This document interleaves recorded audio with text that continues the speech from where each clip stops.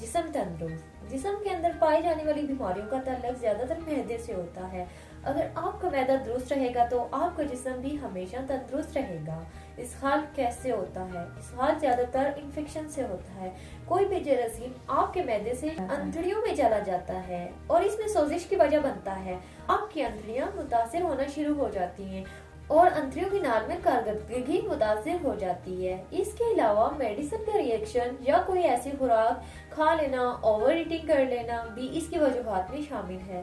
तासीर दुआ खाना लाया इसका शाफी इलाज जो कुदरती तरीके से असर करके आपको इस बीमारी से फौरी और हमेशा के लिए निजात दिलाए और आप तंदुरुस्त और तवाना नजर आए। बेहतरीन इलाज अमराज़ मैदा और अंतड़ियों के माहिर हकीम और डॉक्टर तारक महमूद तासीर की ज़ेरे निगरानी तैयार किया गया।